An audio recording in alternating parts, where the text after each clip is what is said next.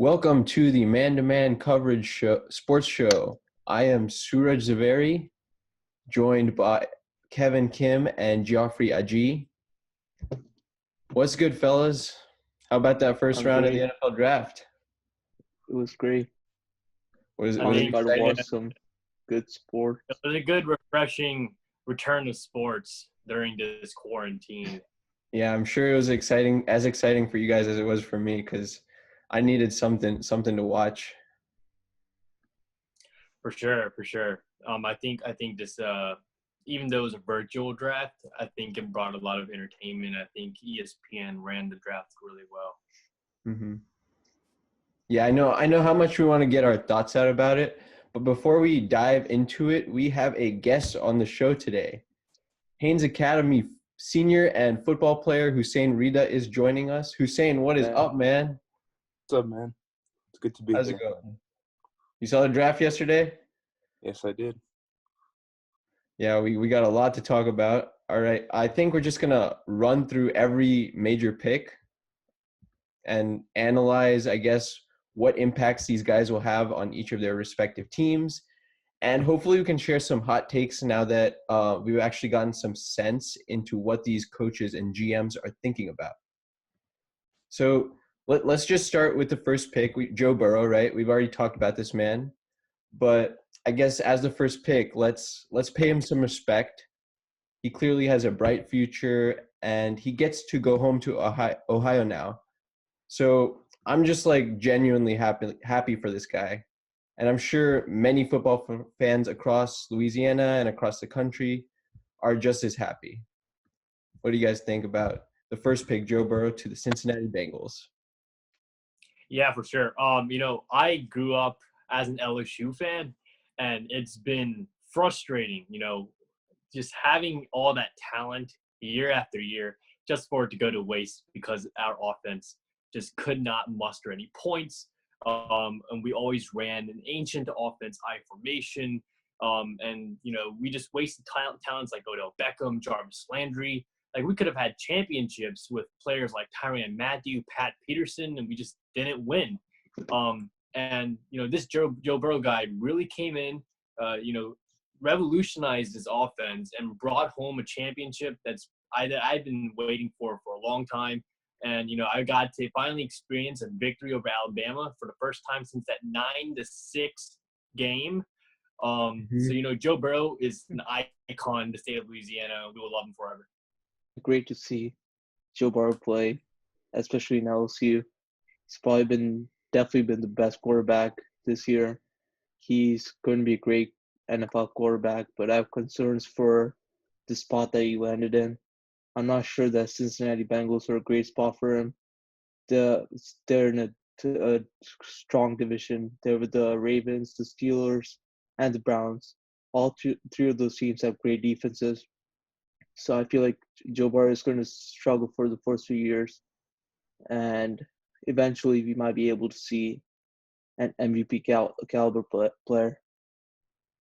But Joffrey, it's not like Joe Burrow is going to go to somewhere where, he has no weapons. I'd say this situation is actually rather ideal. He's got A.J. Green, Tyler Boyd, John Ross, Joe Mixon, Giovanni Bernard. Who's his coach? Who's his coach? His coach is he's not proven, but again, he's a young coach. He's a young coach. He can bring some offensive, prolific offense with his mind and with his work with Sean McVay. I mean, I know I said I'm a doubter of this coach, but this situation's good. And Joe Burrow's not the type of quarterback to shy away from competition. He's going to welcome this competition from the AFC North. It's going to be healthy competition. See, offensive line, actually Bengals did some work in improving this offensive line during free agency. And if you look at their defense, they also picked up Mackenzie Alexander, Trey Waynes, Von Bell from the Saints. They made really good pickups. This is actually the first time that Bengals actually really make good free agency moves in recent history. They've been wanting Burrow, and they're putting him in the area of success. I like the defensive picks they made, but he's going from the greatest wide receiver two of the greatest wide receivers in college football that year, a great O-line, a great tight end, a great coach, to a team that's nowhere near what LSU was this year. Isn't that the essence of the NFL draft, that the best player goes to the worst team from the previous year? I think that's how it works, Geoffrey. And that he's going to change that system. He brings a different type of mentality, and he's a true leader in the locker room. He's going to get those guys on his back, and he's going to lead this team. I mean, he might not make the playoffs first year, but I'm going to tell you, they're not going to go 2-14. I feel like maybe 5 wins for the Bengals would be bad. We'll see. Yeah, Hussein, did you wanna say anything about this? Yeah. So I think it was a great pickup for the Bengals. But like Joffrey said, I'm like as are other people. I'm afraid that Cincinnati might ruin Joe Burrow, but at the same time, Joe Burrow might be one of the only quarterbacks in this draft that could save the Bengals. And when he's coming in, he has great weapons, like Kevin said. He has John Ross, AJ Green, Joe Mixon, Tyler Boyd. But a lot of the Bengals players, as we already know, are injury prone. So if they stay healthy, I could see him doing good. But as of now, we have to see how their health-wise is, because like Tyler Eifert's always injured. AJ Green is always injured. And their O-line right now needs a lot of work, so they can draft an O-line maybe in the second round. They could do some work in the offseason. But as of now, I think Joe Burrow could save the Bengals, but we'll see in the future.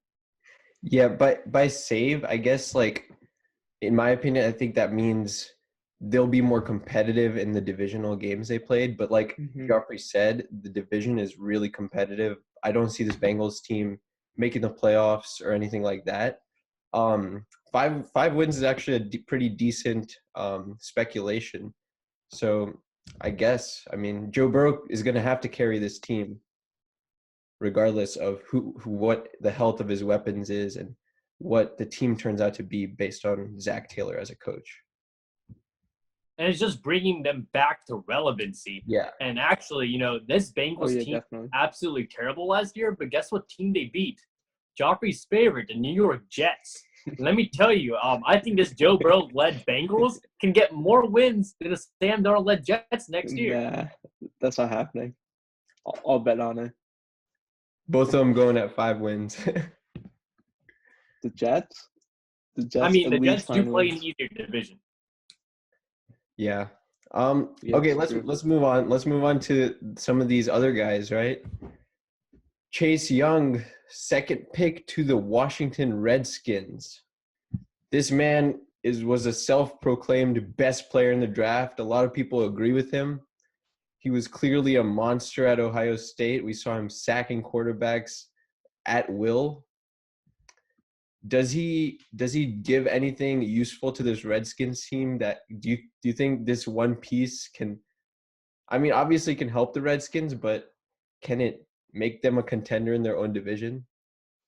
It's not just this one piece. The past 4 years, the Redskins have drafted good defensive linemen. Last year, they drafted Montez Sweat. The year before that, they drafted Daron Payne. I feel like if Dwayne Haskins can step up, the Redskins are a real contender. I think, Chase Young is probably better than Nick Bosa and Joey Bosa. And they're two great players. Ohio State is just producing great defensive players year after year. And I'm pretty sure they have the most players drafted in the first round ever. And think about who's the head coach now at the Washington Redskins. Ron Rivera. And Ron Rivera's a good coach. Think about times with the Carolina Panthers, he's known for having those strong and good defenses. And Chase Young, I think he can really galvanize his defense. If you think about the NFC East, it's a relatively weak weak division. So who knows what happens if Haskins takes a big step forward, like Joffrey said. Maybe the Redskins are a dark horse to maybe get contend for the NFC East, but I still think the Cowboys are a team to beat. I'm a little worried about the NFC East as the strength of the division, but yesterday, we're going to get into the other picks, but you saw the Eagles get an upgrade at wide receiver. You saw the Cowboys get an upgrade at wide receiver. So these offenses could still be potent. We're not just going to see the NFC East be necessarily a horrible division like it's been in the past. These offenses could still take their teams further in the playoffs. But I mean, there's no knock on Chase Young and who he is and what he's going to bring to the Redskins. Go on to Jeff Okudah to the Detroit Lions. These first 3 picks, they were all teammates at Ohio State at one point. Jeff Okudah is, I guess, a sort of replacement for Darius Slay, who was traded to the Eagles. What does he bring to the Lions? How does this change things in the NFC North, if it changes at all? I mean, we're talking about bad teams that are not very good right now, that are trying to get to a place that they want to go. What does it do? Jeff Okudah is by far the best cornerback in this draft class. And, he brings a new type of physicality, and he's also a very clean player. The number of penalties he has is very low. I believe he went the whole season without, single pass interference. That I might be wrong on that, but, he's just a very clean player overall. And also, but the thing is, I question this pick because I feel like the Detroit Lions could have traded down and gotten more draft capital and still could have gotten Jeff Okudah. Yes, he's a good replacement for Darius Slay, and much cheaper replacement as well. And I heard a report that Matt Patricia actually wanted Derek Brown with this pick, whereas the GM wanted Okudah, so they had a little difference of opinion there. But overall, he's a good pick, but value-wise, I think they could have gotten more if they traded down. I agree. Okudah, he's a clean player. He has great man-to-man coverage skills, but I'm disappointed that the Dolphins didn't trade down, especially since if you look at the next two picks, the Chargers drafted a quarterback, the Dolphins drafted a quarterback. They could have probably done something to make one of those teams trade up for a quarterback and then still drafted Okudah with the 5th or 6th overall pick. So, but other than that, Jeff Okudah is a great player, and I feel like he's going to be a great player in the NFL. You said Dolphins, you meant Lions, right? Did Lions trading down? Yeah. Yeah, and actually, I think Geoffrey makes a good point there. Detroit's one of the teams that can actually successfully smoke screen because they have an aging quarterback in Matthew Stafford. So they could have, told the Chargers or the Dolphins that they might go Tua or Justin Herbert, and they could have traded down. Whereas, the Giants tried to smoke screen, but they had Daniel Jones. So obviously, that's not going to work. But I think that's a missed opportunity by the Lions front office. Yeah, I think go on, Hussain. Yeah, I have to agree with that because there was reports coming out that Miami wanted to trade up for their pick, so I think that the Lions could have taken advantage of that. And at the same time, obviously Jeff Okudah is by far the best cornerback in the draft class, and I think he's a great defensive player overall. But I just feel like because the pick bothered me, not because of Jeff Okudah himself, that they just previously traded away Darius Slay, so I feel like it doesn't really improve the team that much because Darius Slay was already a great cornerback. So they're just filling in a position that they just traded away. So I'm not really sure how this would really improve the team that much. Maybe in the future down the road, but you also had to look at the money that the Lions had to pay between Darius Slay and Okudah. Okudah's on a rookie contract, while Darius Slay, you had to pay him like $17 million a year. And I don't think the Lions wanted to take that chance. I think they would rather have a cornerback on a rookie contract than Darius Slay. I mean, the Lions also made some key free agency additions with Kyle Van Noy and some other defensive players. Let's not forget about that. Yeah, that's true. All right, well, the next pick was Andrew Thomas, offensive tackle from Georgia, to the Giants. This was questionable because, well, not questionable, but a lot of people didn't see it coming. In the mock drafts, most of the picks in the first 10 seemed to line up with a lot of mock drafts that were coming out. But a lot of people didn't see the Giants taking a tackle. So what do you guys think was the thought process behind this? Protect Daniel Jones. That's what's the biggest thing. Daniel Jones is the future of this franchise, no matter what Geoffrey says. All of last year, Geoffrey pestered me and said Daniel Jones is a bust. But no, actually, Daniel Jones is the future of the New York Giants. Not only that, but you have a guy named Saquon Barkley in the backfield who you used a second overall pick on. So you've got to, give the offensive line so that those two star players can actually function. So I mean, I understand why there's question around this pick. I mean, I think the top 4 OTs in this draft class were relatively, there's like no one substantially better than the other. So I think overall, I think the Giants filled in one of the most critical needs because they need to protect Daniel Jones and also provide some run blocking for Saquon Barkley. And they got to stop that man from fumbling left and right. They got to get him some protection. Right. You're right on point. They still could have traded down because there are so many good offensive tackles in the league in this draft. But Andrew Thomas was one of the safest picks regarding offensive tackles. So it was a good pick. Well, actually, just to comment on that, I think they tried to trade down. They were smoke screening all week before the draft. They were saying that they had conversations with Justin Herbert. They were trying to get the Chargers or the Dolphins to pull the trigger on a trade. I think they tried to. It's just that it didn't work. So, when you're on the clock, you just got to go with the top guy on your draft board. Yeah, the Dolphins felt confident in that they could get Tua at the 5th pick. And same for the Chargers, I guess, because nobody seemed to want to trade down. We didn't see a trade until the 13th pick, which was just a swap between the 13th and 14th picks. So I guess I don't know if the virtual aspect of the draft contributed to less trades in the first 10 picks, but I mean, it definitely showed that the teams that were lower down didn't have as much interest in moving up.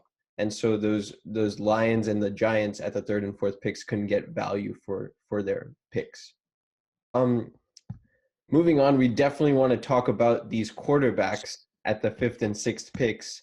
We have Tua going to the Dolphins and Justin Herbert going to the Chargers. The Dolphins now, they passed on a right-handed Drew Brees a couple years back. They definitely did not miss their opportunity to get the left-handed Drew Brees. Yeah, I absolutely love this pick. I love this pick. And, let me tell you why. There's a lot of concern over Tua and his injuries, but this is the type of player you need. This is the type of player you absolutely need to galvanize your whole team and change the culture. That's what's needed, a culture change in Miami. And Tua Tagovailoa brings a culture change. Not only that, but he's a proven winner. He's so versatile. He's good at throwing it a run. He can run with the ball. He can throw it deep. We saw him come in clutch in the college football championship game. He ruined the dreams of every single Georgia fan. Tua brings a different element, and I don't see it in Justin Herbert. I don't see it in Jordan Love. I see it in Tua and Joe Burrow. They're different types of players, and they bring certain type of excitement. And tank for Tua ultimately worked. And I think Miami did a really good job not trading up, just staying put, and they got the quarterback they've been wanting for over a year now. I agree. If Tua can stay healthy and if he starts this year, Miami are probably going to win the division. I wouldn't be surprised if they win the division because now they have great cornerbacks. Oh, that's not ludicrous. That'd be ludicrous.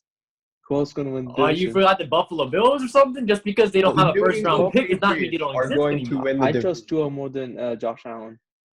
Oh, but what about the Buffalo Bills defense? Sean McDermott, he's been one of the top coaches. Sorry? And the Buffalo Bills also gave too much to Stephon Diggs.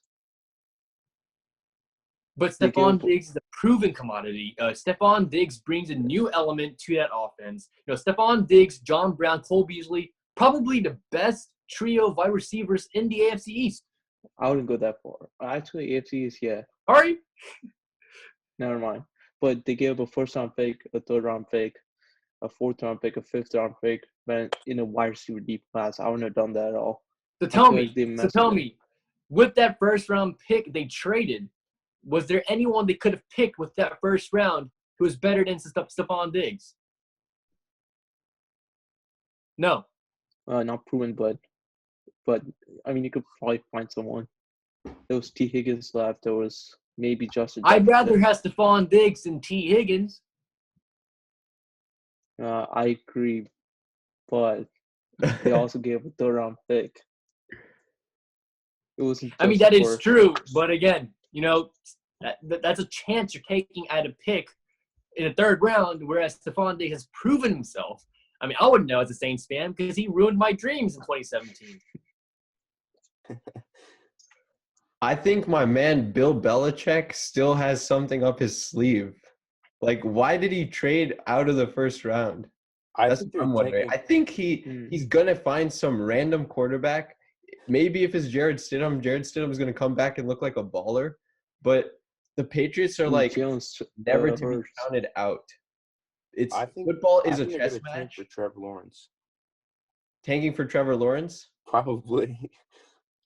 They could be. I mean, that could get them a Super Bowl in the next whatever years. If that's the way, then the New England way is just so mysterious.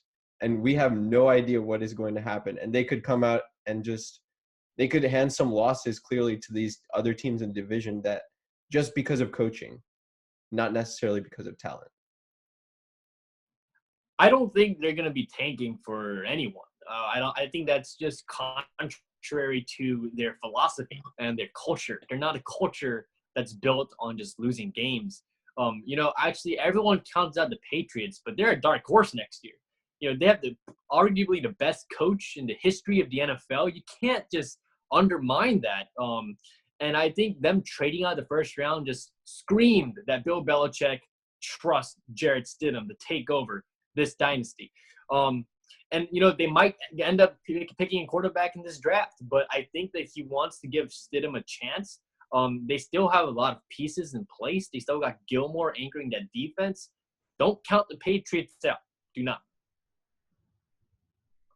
I wanted to go back to the 5th and 6th pick about Tua and Justin Herbert.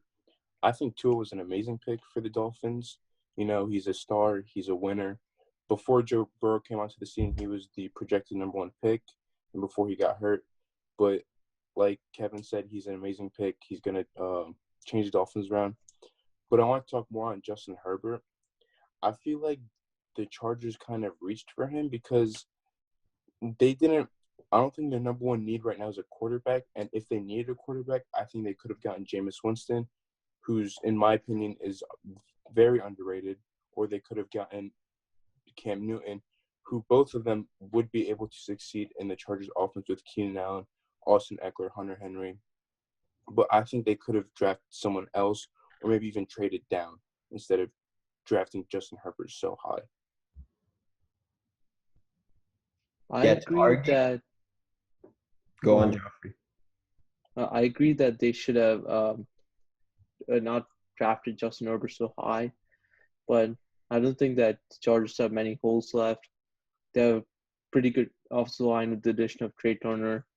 They have a good defense. They have good wide receivers. So I wouldn't say they have other positions that they need, but they still drafted Justin Herbert too high. Looking at it from the Chargers' point of view, though, I think they have Tyrod Taylor, but he's not a franchise quarterback. He's going to be a quarterback you can mix and match, put in some games, and then let Justin Herbert sit for a while, and then maybe he comes in later in the season. But if you look at where the Chargers were with Phillip Rivers is not a mobile quarterback. And Justin Herbert, this seems to be the guy that they wanted, in that Justin Herbert is a very mobile quarterback. At Oregon, he had so many rushing touchdowns.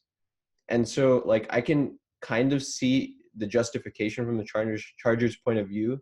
If this is going to be their future franchise quarterback, then spending the 6th pick on him is, in my opinion, worth it because of what you said, that the rest of their team is already pretty solidified around everywhere, I guess. Yeah, but if you look at the draft, there was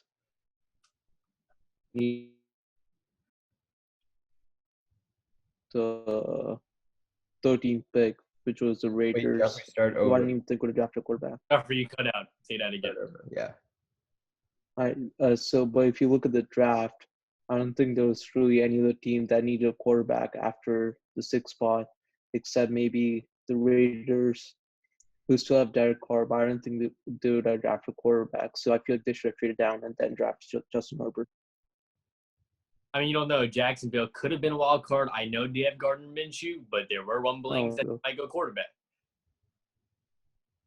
Yeah, and once again, like, it didn't seem as easy for teams that were high up to trade down because you didn't have the demand from the teams that were lower down wanting to go up for these players, because it kind of fit into place. Like, every team seemed to get the guy they wanted.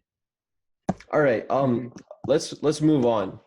We have Derek Brown, defensive tackle from Auburn, to the Panthers. And we have Isaiah Simmons, a monster from Clemson, to the Cardinals. And then we also have C.J. Henderson, cornerback from Florida, to the Jacksonville Jaguars. These 3 defensive players are studs. What are they going to do for their respective teams? Isaiah Simmons is a steal at 8. He can play multiple positions. He can be an outside linebacker. He can play safety. The Cardinals are going to be much improved with Isaiah Simmons. I'm pretty sure they're going to take a major. They're going to step up a lot this year. Yeah, I Not have to agree. offensive line. John. You know, Yeah, Kyler Murray's gonna be running for his life. He's not gonna be able to throw it to D-Hop because he has no protection. If the Cardinals do not get an offensive line through this draft, Isaiah Simmons, I don't care if you have Isaiah Simmons. The Cardinals won't get anywhere without a good offensive line because Kyler Murray has been running away all of last season. He needs protection. I don't think the offensive line is as bad as they think, because I read a stat where they were like the 15th best offensive line. So That's the they four. definitely need That's the four. That's 32 teams in the NFL. You're in the middle of the road. You're trying to get They to definitely need an extra tackle, but it isn't a bad offensive line though. I have to agree with both sides on this one because, yeah, they do need an offensive line because their offensive line is not that good. But at the same time, they can find offensive linemen in the 2nd round, or even I think Trent Williams is still in free agency, so they can make moves. But when you have Isaiah Simmons on the board, a monster on defense, and their defense overall as a whole is not good, so I think drafting him was a really good pick because he turns around their defense a lot, and he's going to help them out in the long run. And they can just make a move in the 2nd round, or like I said before, in the 2nd round in free agency to help them draft a lineman. Yeah, I was so surprised that Isaiah Simmons wasn't drafted until 8. And the fact that the Cardinals got him, I think that makes them a contender in the division. I think he's going to give Jimmy G some trouble this year. And also the fact that he can just play any position is such an improvement. Like, if you get a single player to improve your defense, then Isaiah Simmons would have been like such a great pick for any of these teams, especially the Giants, which is why we don't know why the Giants picked offensive tackle. So let's get into some of these wide receivers, right? If you're not looking at the quarterbacks, then the wide receivers would probably be the highlight of the draft. This wide receiver class was just stacked all around. And in the 10s through 20s, I was expecting wide receivers to go earlier than 12, but our first wide receiver that went was Henry Ruggs III from Alabama to the Las Vegas Raiders. What do you guys think? In a draft where most of the picks were really, really good, I think this was the worst pick of the draft, just because there were 2 really good wide receivers in CeeDee Lamb and Jerry Jeudy. And I don't know why Mike Mayock doesn't trade down whatsoever. Last year, with the 4th overall pick, he drafted Farrell, who many people projected would go maybe in the 20s. And now he drafts Henry Ruggs, who shouldn't have been the first wide receiver of the board, especially when the Broncos were actually reported to have been trying to trade up so they could get Jerry Jeudy. So I feel like the Raiders really mess up here. Well, first of all, I disagree with you with the fact that it's the worst pick in the draft. That belongs to the Green Bay Packers, but we can get that. We can get to that. We can get to We're that gonna later. talk about best and worst. We'll get to that later. Yeah. But I gotta agree. This pick was pretty questionable. Yes, Henry Ruggs is part of the top three, the big three wide receivers. But CeeDee Lamb, Jerry Jeudy, they're like your wide receiver one type wide receivers, whereas Henry Ruggs is the speedy wide receiver. He gets Tyreek Hill comparisons, but he's more like, take the top off the field where he can just go all the way down. He's not, a lot of defenders just play back against him. So, they're scared to play press defense against him because he's going to run past them. I just don't see how Henry Ruggs, just the thing about the value, like, he's a good pick, yeah, but is it a good value pick? I agree with Jock that Mike Mayock definitely should have traded down. But, I heard reports that this was John Gruden's guy. John Gruden loves Henry Ruggs, so let's see what happens. Yeah, I have to agree with that too. Also, I want to talk about Jerry Jeudy to the Broncos. I think that's an amazing pick for them because now Drew Lock, a young, good quarterback who showed some good potential last season, I think he's going to be surrounded by some great weapons. He has Melvin Gordon with him in the backfield. They have a somewhat decent, good O-line. They have a young rookie last year. They have a young Noah Fant. They now have Courtland Sutton and Jerry Jeudy for him to throw to. So I just think this is going to improve their offense a lot more. And I expect to see it a lot from Drew Lock producing numbers. And I honestly think that they can maybe they're going to be a playoff caliber team. I agree. And not only that, they're also getting Bradley Chubb back. So the defense is also going to be extremely good. I feel like the Broncos are a sleeper team this year. They can probably make the playoffs.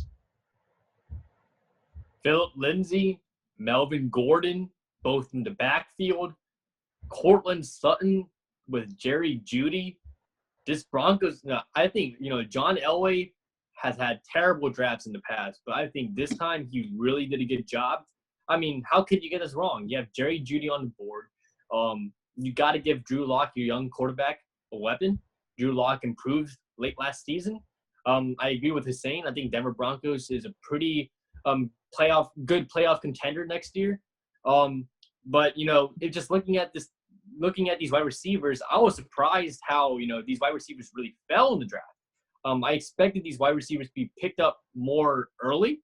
And the fact that CeeDee Lamb dropped to the Dallas Cowboys, I hate the Dallas Cowboys, and it sucks to see CeeDee Lamb go to Dallas because him with Amari Cooper, Ezekiel Elliott, Dak Prescott, and Michael Gallup, this offense is going to be tough to beat. Yeah, I know Eagles fans are also pretty mad about the fact that the Cowboys, of all people, got CeeDee Lamb. We were thinking, maybe even I was thinking the 49ers might get CeeDee Lamb because they needed a wide receiver with the departure of Emmanuel Sanders. But the 49ers traded with the Bucs at the 13th and 14th pick, and the 49ers, who did they get? They got Kinlaw, which is a pretty good addition to their defense with the loss of DeForest Buckner. But it's kind of like you traded DeForest Buckner for Kinlaw. So, the 49ers got Brandon Ayuk later on, who I guess wasn't as viewed as one of the top 4 wide receivers in this draft that we were really looking at when we were talking about the 15th through 16th picks. I think Eagles fans are not only mad about the Cowboys getting CeeDee, I think they're also very mad about them passing on Justin Jefferson, and they got Jalen Reagor. So I just think Justin Jefferson also. Well, I think he was. I honestly thought he was going to go to the Eagles, but he fell down to Minnesota. So. Yeah, and when we had our other guest, Joshua Warden, with us in the past episode, we all talked about how the Eagles love Justin Jefferson. I was so surprised when the Eagles passed him up. Obviously Minnesota got a great player in Justin Jefferson to replace Stephon Diggs, But, how do you pass up Justin Jefferson if you're the Eagles? You need that type of player, Alshon Jeffrey, Deshaun Jackson, Nelson Aguilar, like that was the wide receiving core last year. Deshaun Jackson was like injured. Aguilar dropped every single pass that came his way. Like, they needed a big step up. And I think the Cowboys got some sweet revenge because remember when they needed a tight end and the Philadelphia Eagles already had a guy named Zach Ertz and they drafted Dallas Goedert, who was actually projected to go to the Cowboys. So the Cowboys got some nice NFC East revenge there. The NFC East is going to be such an interesting division to watch just because of how these teams are shaping up to be. We don't know. We think all these teams may be trash. We don't know if they'll all be great. There's a lot to be seen about the NFC East. Oh, and there are no more excuses for Dak Prescott and the Cowboys. Dak Prescott better be a good quarterback this year, and if he isn't, he's definitely not going to get what? If he gets paid, right? Yeah. If he isn't good this year, he's not going to get an extension. They have possibly the best weapons in the league now with Zeke, Amari Cooper, and CeeDee Lamb, and a great offensive line. So if Dak Prescott is bad again this season, it doesn't look good for him being paid. He's got to sign that contract, first of all. Yeah, he doesn't want to play. I think he's not taking part in the virtual Cowboys training program, apparently, because of his wanting to get a contract extension. With that said, let's just look at this draft overall. And like we mentioned before, we're going to talk about our winners, our biggest winners and losers. Who do you guys have as your biggest winner in this draft? All right, most people disagree with me, but I think the biggest winner was the Green Bay Packers. Oh, no. Get out of here. Get out of here. All right, listen to this. Aaron Rodgers, he did put up good stats, but he was nowhere near as good as he used to be. The Packers definitely needed. I feel like the reason that they lost some of the games was because of Aaron Rodgers, and Aaron Rodgers in some games he was outplayed by players like Kyle Allen and David Blah. And I know that most people criticize Jordan Love for because of his high interception rate. He threw 17 interceptions in his junior season. But if you look at his sophomore season, he only had 6 interceptions and he had 32 touchdowns. And what happened his junior season was that he lost his offensive coach.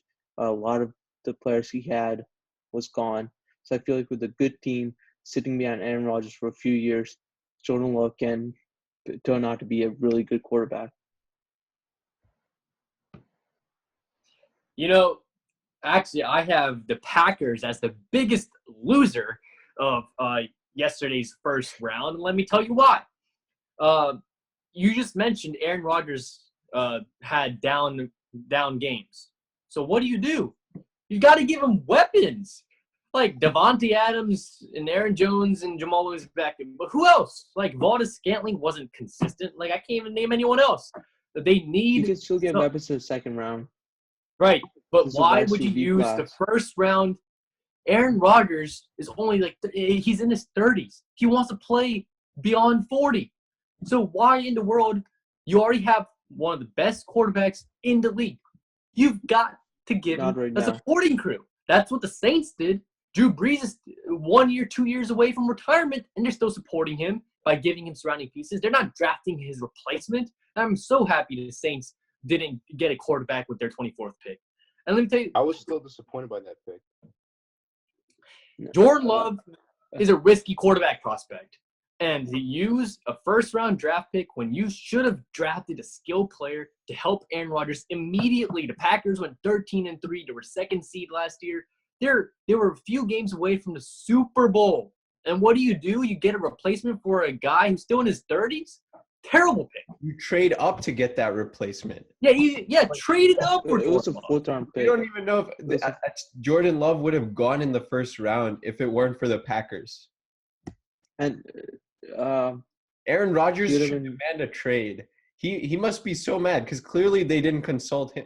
I mean, you don't necessarily have to consult him, but you can't ignore his presence as an important player on that team. He's Aaron Rodgers. Let's not understate his value.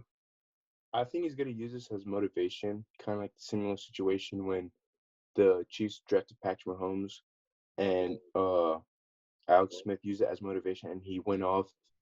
Like, obviously, he didn't do like as well. Like, he lost in the first round of the playoffs, but I still think this is going to be used to fuel Aaron Rodgers for maybe the next season or two, and then they might get rid of him. I don't agree this is a great pick for them, but I think it's going to just give Aaron Rodgers motivation to do well. So I don't think he's going to demand a trade, though. Last season for the Packers is a complete fluke. They have one of the easiest schedules in the NFL. Most of the games are close. They almost lost to extremely bad teams like the Lions and the Panthers. And the only reason they made the NFC Championship game was because they had the bye week, which was stolen from the Saints, and then all they do was beat the Seahawks, which I will give them credit for that. Aaron Rodgers played good against the Seahawks. Hold your horses for a second. You can't discredit a team for having an easy schedule. The Packers aren't the ones scheduling their own schedule. And, if you say they have an easy schedule and the Packers are bad, then those teams on the schedule should have beaten the Packers. But the Packers were able to consistently beat those teams. They found ways to win. That's what matters in the NFL. It doesn't matter if it's ugly. It doesn't matter if it's pretty. A win's a win. And at the end of the day, they made it to the NFC Championship game. Yeah, we're not talking about like arguments for the schedules. We're talking about the draft. So we're just talking about whether Jordan Love was the right pick. And for you to say that Jordan Love was the best pick in the draft is ludicrous. Clearly blasphemous. Just watch. No, give him a year or two. He's going to end up being a great quarterback. Aaron Rodgers is still going to be playing in a year or two. Yeah, Aaron Rodgers is still a starting caliber quarterback. He's on a 4-year contract. I think he might play 2 to 3 years, and then they're probably going to get rid of him. And that's what they did with Rodgers himself. So basically, you're saying the best pick in this draft is a player who won't even immediately contribute for the next 2 to 3 years? They're losing value on him. Wasn't Patrick Mahomes the best player in the draft? Are you trying to compare Jordan Love to Patrick Mahomes? Jordan Love and Patrick Mahomes are completely different. Patrick Mahomes was generally considered a great quarterback by draft scouts. Jordan Love is known to be risky. Patrick Mahomes did not throw. Patrick Mahomes did not have a nearly 1-to-1 touchdown to interception ratio. He did not have that. Patrick Mahomes also had Cliff Kingsbury, and if he was that good, why didn't a team draft him with the first overall pick, with the second overall pick? The Chicago Bears traded up for Mr. Trubisky, not Patrick Mahomes. Right, and whose fault is that? Ryan Pace. He made a huge whiff there at GM, but a lot of people do. And actually, I want to deviate from this and say that I think one of the top winners for me in this draft, at least first round, was the Miami Dolphins. So they got a franchise quarterback. They got a guy who's going to contribute on that offensive line for the next decade. And they got a good starting caliber cornerback. I can't pronounce his name. It's like Igbanagane, Noah Igbanagane from Auburn. But he's a really good cornerback. And think about this. They got Byron Jones in the free agency. They had Xavier Howard. And now they add Noah Igbanagane. So now they have 3 amazing people in the secondary. So they bolstered that secondary. And a lot of people say, Austin Jackson is a risky prospect at OT. But, that guy's got heart. And that speaks volumes. He's a locker room guy, and he risked his football career to save his sister's life. Like, those are things that, you just can't look past. I know that people need to look at skill, but, those are character things that, if I was a GM, I would value that a lot. So I think Miami Dolphins were one of the biggest winners in the first round. And the Dolphins still have a lot of second and third round picks left. They're going to improve the team even more. Yeah. Speaking of the character that is involved in drafting a player, Hussein mentioned this earlier that he disagreed about this. The Saints picking a center, Cesar Ruiz. Now, in my opinion, I didn't necessarily want this pick. I thought Saints should have gone for a linebacker, and somebody like Patrick Queen would definitely have been a great choice. But at the same time, after learning about his story, and the fact that he can play any position on that offensive line, he's willing to play other positions, that he's flexible, I can see how there was a lot of buzz about Drew Brees needing a more potent offensive line after that Minnesota Vikings game this past year. So I think it just bolsters the Saints offensive line, and I can't knock the Saints for picking a center who is willing to play other positions when they can still get a linebacker, hopefully if they trade up or something later in the draft. I honestly did not like this pick at all. It kind of ruined my whole mood for the rest of the day. I think we could have had one of two options. They could have. I mean, if the Saints 2 years ago were willing to trade up for Marcus Davenport, they could have been able to trade up just 2 picks ahead and gotten Justin Jefferson. I feel like, which honestly would have locked them in for the Super Bowl. That would have boosted their offense completely. Or they could have just drafted an amazing player in Patrick Queen, which would have also boosted their defense. So I just think, and I mean, they just drafted Eric McCoy last year. So that honestly, they need to give him time, I guess, to develop. And we just signed Andrews Pete to a long-term contract. So it didn't make any sense to me to just get another lineman. So. All right, so like most Saints fans, I was pissed when I heard about the Saints drafting another center or a linebacker or a cornerback, especially since the year before we drafted McCoy and we gave up a future second round pick for him. But the more I looked at it, I realized that this was an extremely good move by the Saints. So first of all, Cesar Ruiz is going to replace Eric McCoy. According to reports, Eric McCoy is going to move to guard, and Cesar Ruiz is going to move to center, and he's probably going to replace someone like Pete or Warford. And second of all, let's go back to the 2 worst games that the Saints had last year. One of the games was the Falcons game, which was one of the worst regular season games for the Saints. And then the other one was a playoff game against Vikings. If you look at both those games, the defense played good. The linebackers were fine. The cornerbacks were fine.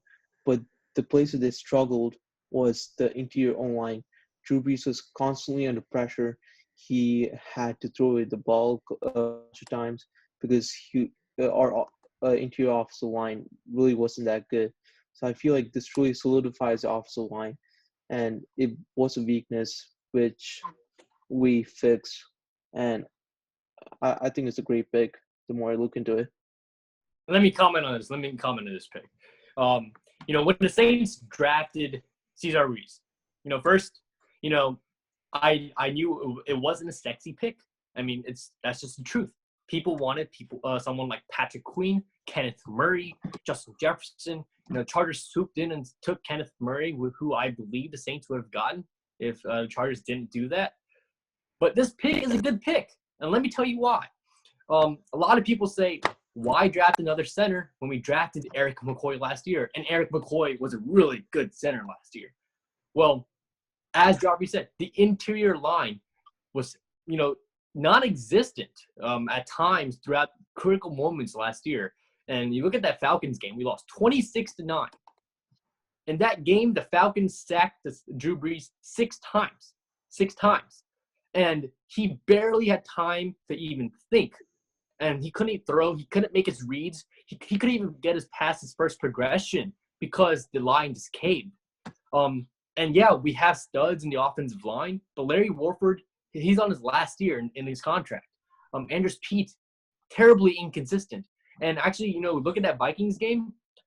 Danielle Hunter and Everson Griffin, they not only beat Armstead and Ramczyk a lot, but when Zimmer put them on the inside, they absolutely blew through Warford and Pete. Like, they couldn't even do anything against it. So, yes, offensive line is what we need now. This is the win-now move. People say, yes, we need defense and all that, but actually, our offense is what needs to help. With that interior line, Drew Brees will have time to throw. He's going to get Emmanuel Sanders involved. He's going to get Michael Thomas, Jared Cook, Alvin Kamara, all of them involved. And just look at Cesar Ruiz. He has allowed 3 sacks his entire career, 25 pressures only. And, last year he had a 6-game stretch where he didn't allow a single pressure, and that was against Big Ten opponents, Penn State, Ohio State, Michigan State, and against good Notre Dame defense. Those are good defenses. So, this guy has proven himself throughout his career. A lot of people don't like him because he's not a sexy pick. He's not a linebacker, but he feels a need. Mike Zimmer even admitted that the reason he put Danielle Hunter in the middle was because weakness to the Saints' interior O-line when he saw tape of the Falcons game. The Vikings didn't even put a lot of blitz packages together. They didn't need to, because Limbaugh, Joseph, Danielle Hunter, and Everson Griffin manhandled our interior line. And not only does the drafting of a center upgrade protection for Drew Brees, but the Saints running game dropped off significantly, I'd say, this past year. And kind of having that stoutness in the center of the line would give that running game some more ammunition to get back to where it was with Mark Ingram and Alvin Kamara the previous year. Okay, moving on to, I guess, the end of the draft. We saw the Ravens ended up with Patrick Queen. Baltimore is already a stacked team. This makes them even better. And then also the Chiefs got Clyde Edwards-Helaire, which I think was a great pick for the Chiefs. These teams are probably the top 2 teams we're looking at in the AFC. How do they stack up against each other with these additions? During the draft, when it was Kansas City was on the clock, I predicted that they were either gonna pick Clyde Edwards-Helaire or they're gonna pick J.K. Dobbins. They went with Clyde Edwards-Helaire, and that was literally Chiefs only have one spot missing in their offense, even though they're Super Bowl champs, and that was running back. So I think this just helps their team. This is gonna make their team even better. They're still Super Bowl contenders. They're still one top 3 teams. They might even be the best team in the league right now. And with the Ravens picking Patrick Queen, and I was surprised how Patrick Queen fell all the way to the 28th pick. I think this was an amazing pick for them because their offense is well rounded off. Their defense is good too. They were just now he's an absolute beast on defense, and he was amazing for LSU. So I think this would improve their team a lot more in the big games. And the Ravens also got Calais Campbell, which is also a major upgrade. I'm scared of the Ravens. I feel like they're the favorites to win the Super Bowl this year. Hold on. Whoa. First, let Lamar Jackson win a playoff game first. But going back to that Chiefs pick, Clyde Edwards-Helaire. Now, he's a very underrated running back. A lot of people think Jonathan Taylor, J.K. Dobbins, DeAndre Swift when they think about the top running backs in this class. But, if you actually watch the LSU games, Clyde Edwards-Helaire has a shiftiness about him that kind of resembles Darren Sproles. He doesn't have a lot of downward speed, but he can break tackles. He can carry guys. If you watch that Alabama game, they needed the first down to ice the game, and he carried the entire Alabama defense on his back. That's what he did. And I also heard a report that Patrick Mahomes personally wanted Clyde Edwards-Helaire. I heard that this pick was personally handpicked by Patrick Mahomes. And, Hussain said that the Chiefs had a need at running back. I slightly disagree there because they had Damian Williams and they signed the contract extension. But it doesn't hurt to add another offensive weapon. This they already have the best offense in the NFL. They just added another weapon. That's just unfair. What I meant by need, I meant like their offense was already complete. They had superstar and receiver Tyreek Hill. They had a superstar for tight end, Travis Kelce. They had an amazing O-line. They had a superstar for quarterback. So I guess I didn't see a superstar in Damian Williams, but I think there's a potential superstar in Clyde Edwards-Helaire is what I'm trying to say. But yes, their running back core was already good enough. They just made their team even better. It's such a dynamic duo there in the backfield in Kansas City. It is 5:46 p.m. We have 14 minutes till rounds 2 and 3 of the draft begin, and I know we definitely want to analyze the rest of the NFL draft in the coming days. So with that said, I'm going to thank Hussain for coming on, and we're going to get ready to end this episode. Remember to subscribe to our channel on YouTube, Man to Man Coverage. Follow us on Instagram at Man to Man Coverage. And we hope you really enjoyed this fairly thorough analysis of round 1 of the NFL draft. Okay, boys, we're signing off. We'll see you on Sunday.